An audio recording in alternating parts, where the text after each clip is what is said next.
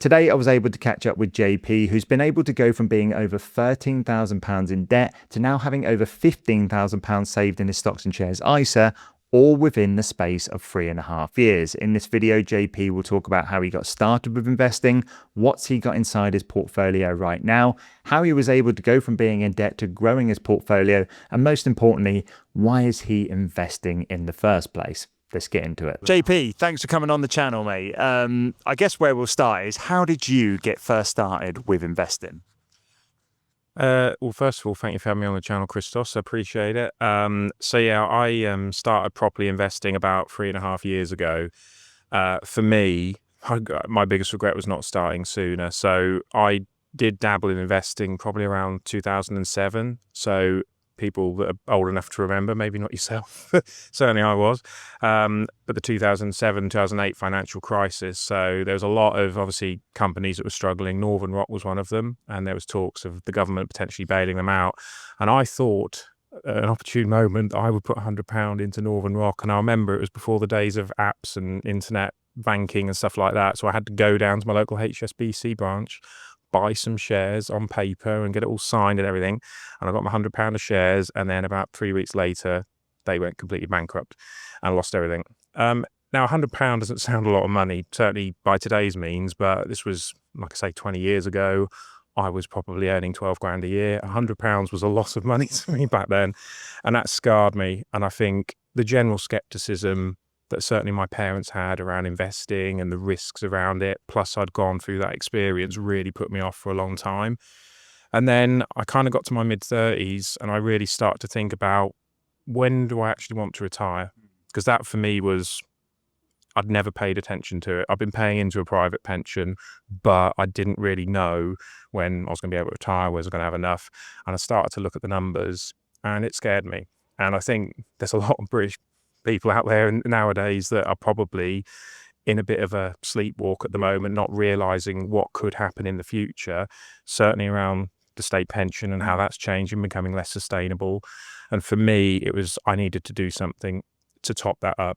And that's when I started researching back into investing again. Obviously, our friend Neil got me kind of into that as well. Shout out to Neil. So I've known Neil a lot of years as well, and seeing what he'd done, it kind of really spurred me on to do something similar, and did my research, started picking some stocks, nice and steady, all world funds, etc. And it just went from there. So about 3 years ago I started, and I've never looked back since. Brilliant. That's awesome. So you've been investing for 3 years. And like you say, I think what you said about the getting started with investing and then having a bad experience, that's happened to so many people. Even like my dad, he got some shares in, I think it was HSBC back in the day, that dropped quite a lot. Obviously, HSBC haven't gone bankrupt, but his first impression of investing was, I invest and all of a sudden I haven't got any more money. So he stopped investing and he hasn't invested for 25, 30 years until now, where he's now started investing at a later age. But when you realize about that there are many different ways that you can invest, and it's not just throw all of your money into one company and hope for the best, you start to realize that you can manage your risk and things like that. So with that, what I'm really interested to see is your portfolio. So what I'm going to ask you to do, we're just going to cut and you're going to just load up your Trading 212 Stocks and Shares ISA, and let's have a look through it. Yeah. This is my Trading 212 portfolio that I've got at the moment. Obviously, I'm in the Stocks and Shares ISA account. It's important, if you're new to investing, use the ISA, because that's going to give you the tax-free gains, the tax-free dividends, all that income in the future is going to be tax-free. So basically I've hit another milestone and I've got to that £15,000 mark, which, awesome. If I think of 3.5 years ago, I had zero savings. Now, it wasn't because I was just, making it rain with the money every month. It was just one of those things that you get that gradual lifestyle inflation without even realizing it. And you never get to a point, or I didn't anyway, where you leave it to the end of the month and whatever I got in the end of the month, I'm going to save that. And you never do. So for me, the biggest change 3.5 years ago was, I'm paying my future self first, just like any other bill. That goes out at the start of the month, and then whatever I've got left in my account after that is then guilt-free spend. And that was the thing really that step changed for me. So if we go down, you'll see that most of my investments are within all world ETFs. So first up, we've got the Invesco All World. This is quite a popular one. Yeah. Very low fees, very diversified, I should say. I like it. You've got a little bit of exposure to emerging markets as well. It's probably about 3,500 companies in there. Very good at giving you that breadth and total exposure. So that's where the bulk of my investing's done, and that was the big learning for me, is not trying to pick individual stocks too much. Actually, let's leverage the power and the hard work that's done for you with an ETF. A lot of questions I get though is I have Vanguard All Worlds as well. Okay. So Why is that then?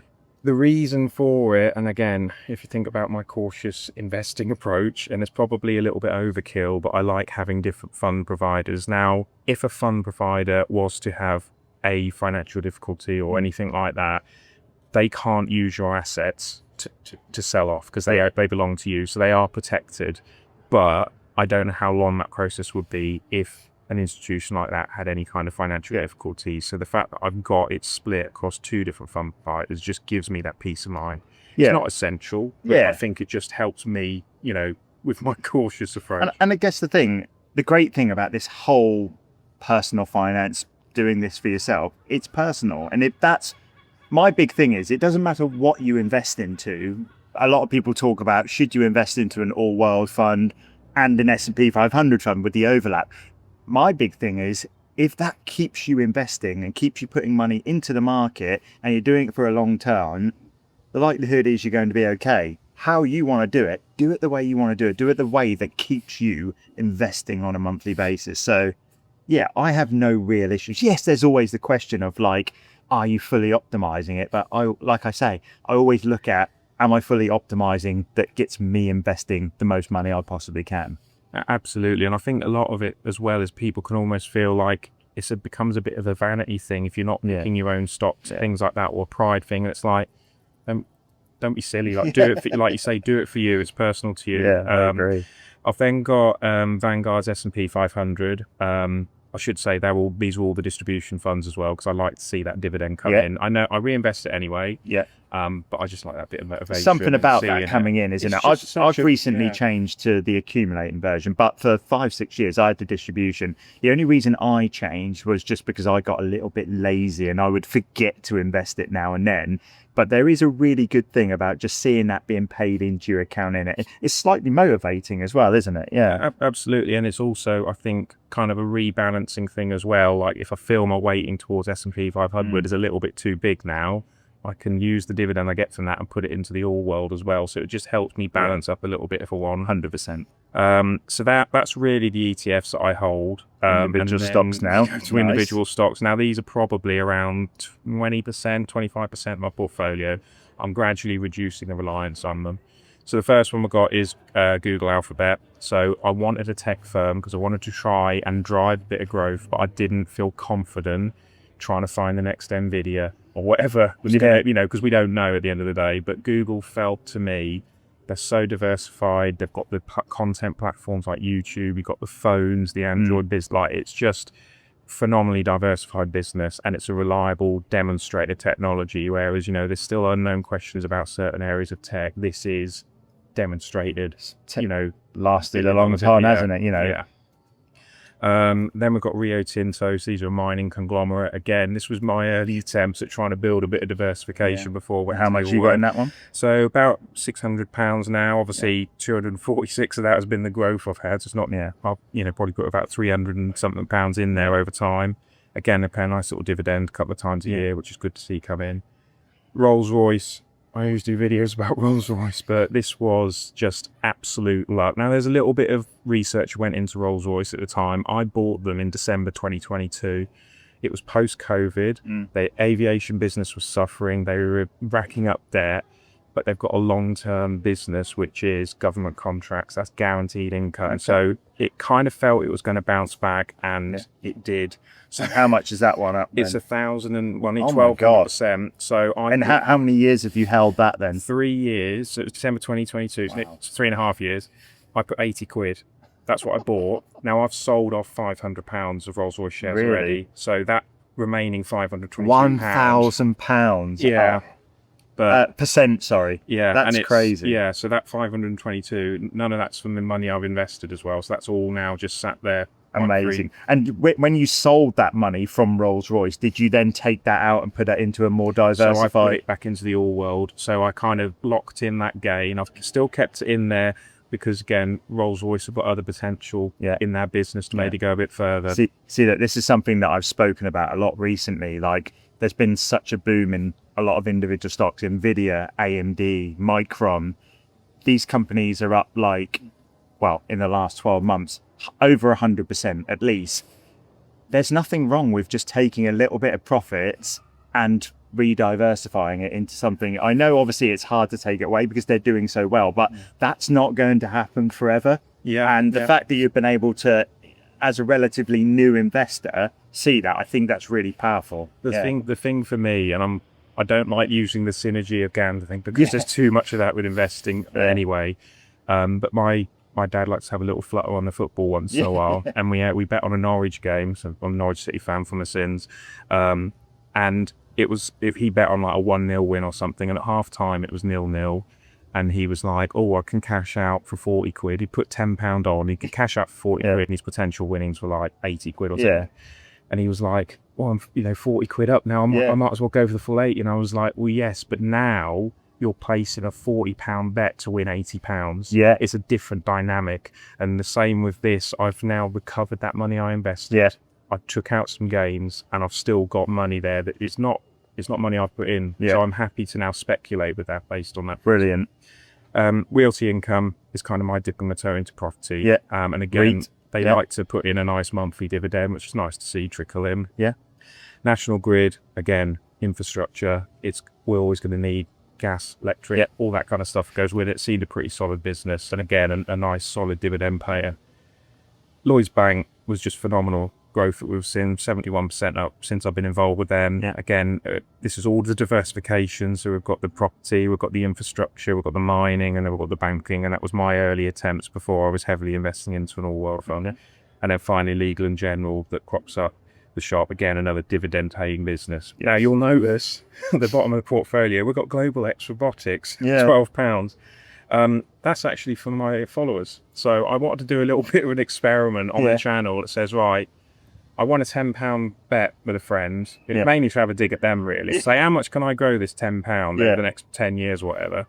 And I thought about just sticking it in an all-world fund and just watch it grow and say, oh, in 10 years, it's now worth 300 quid or whatever. But no, I thought, let's have a bit of fun. So I asked subscribers, do you want to actually, you pick what stock I put it in. So there was can't remember what the other one was that I initially bought. Amazing. 12 quid, and then I bought Robotics next. So probably going to sell that soon and hopefully see if I can buy something else from one of you lovely guys. Brilliant. Just a quick one from me. If you're wondering what the app is called that JP is using in this video, it's called Trading 212. It's the app that he uses, I use, and the one that I recommend to all of the people that watch my YouTube channel as well. If you sign up and deposit £1 onto the platform, they will actually send you a free fractional share worth up to £100 as well. To get more information, you can find the link in my description down below, or you can just scan the QR code that's on screen right now. So what I want to get into here, so these are some pending orders that you've got that are obviously going to get, we're filming this on a Sunday, it's obviously going to go through when the market opens tomorrow. £15,000 now in your portfolio. You've already said that there's been a little bit of luck to it and good timing for when you first started investing again. What I really want to know though, aside from that, what are some of the things that have really helped you? Because you haven't invested for that long really in the grand scheme of things. What are some of the main things that you would say that have really helped you go from nothing and go from that, you know, I'm scared of investing anything, to building up a really nice little portfolio there in such a short space of time? Yeah, so I think for me really, it was changing my approach to money. I obviously talked earlier about my looking at the pension in the future, stated when I want to retire. So I knew I needed to be more aggressive with paying my future self. Doing that at the start of the month when I get paid was a major switch there. Trying to build some actual buffer in the background. So the first couple of years, I was putting maybe £100 a month in. So I had £13,000 of bad debt. Wow, 3.5 years ago as well. It wasn't because of being reckless. It was stuff like we'd paid for home improvements and stuff around the house to be able to sell the house. We had a bit on Klarna, had a couple of grand on a credit card, and you added it all together, it was substantial and it was getting unmanageable. So the last first sort of 2 years were paying off that bad debt, getting that renewed, because the amount I was saving on interest was a better for my finances than what I would have gained investing with an all-world fund. Building that emergency fund, so I felt I could take a bit more risk because I wasn't hand to mouth with my wages. So that was what I was doing in the first couple of years. And then since then, obviously now I'm putting more like £500 a month in because I'm not paying off that debt. It's freeing up that cash to invest more. Yeah.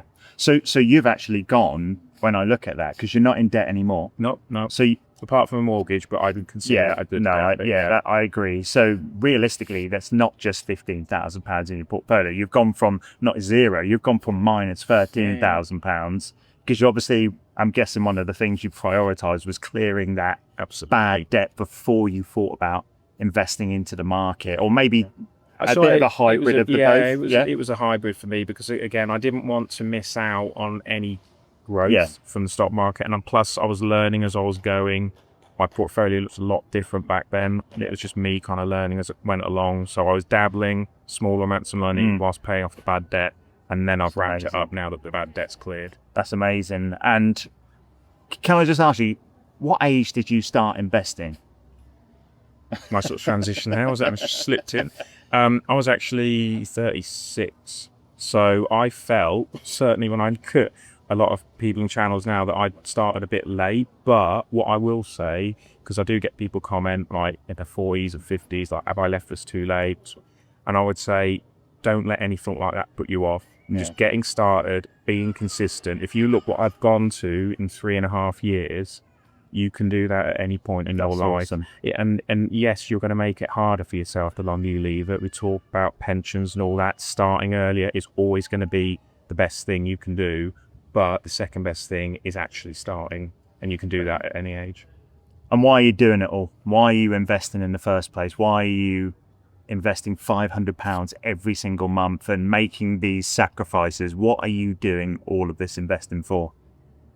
So for me, I don't like just saying because I want to retire early, because that isn't really a goal as such. It's kind of a focus for me, but I just don't want to be financially dependent on having to work for the rest of my life, or working until I'm well into my 60s. I want to actually enjoy a bit of my life when I get older, and I want that time back. So I've got to work regardless, like 9 to 5, that's what I'm doing now, so I've lost that time anyway. Why not use some of that money so I can get some of that time back and retire early, spend more time with family? I want to travel a lot, I want to get a motorhome, just go off around Europe. Awesome. So that's kind of my focus, is how can I get it lower into my 50s, because my private pension kicks in at 58 at the moment. That could change. That's another reason why I invest in the ISA, because we don't know what the government's going to do in the future.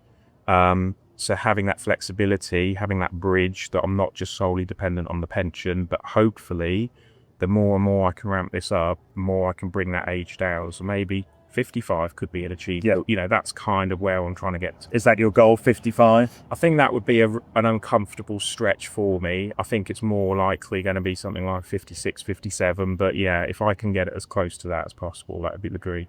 That's awesome. Well, I think that's a really inspiring story. And I think one of the biggest... I won't go that far.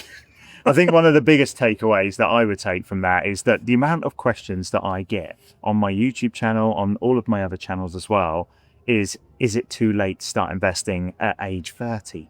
And the fact that you've done this in you're not even old, and you've got still so many years for your money to compound. And the fact that you've come out of debt and you're now really building a portfolio from here. And I think the key thing for me is that you can actually see where it's going to take you now. That's the really inspiring thing. And I really hope that a lot of people can take a lot from that. So the other thing that we haven't spoken about a lot here is that you actually make finance content as well. You're on all of the social media channels. Where can the people watching this video find JP? So I think at the moment, I say Instagram is probably my biggest channel at the moment. So it's at JP's budget. JP's put it on budget. The screen, yeah, put it on screen. He knows what he's doing, this guy, doesn't he? So probably Instagram. I'm also on TikTok as well, and I have just started on YouTube. Hence, obviously, coming on your channel today and doing this video. Brilliant. So come find me. JP, thank you so much for coming on the show, mate, and the interview, whatever we want to call it. I think that's a really inspiring story, and make sure you leave any questions, and I'm sure you'll be in the comments answering as much as you can as well. So Absolutely. thanks for coming on. Thanks for having me.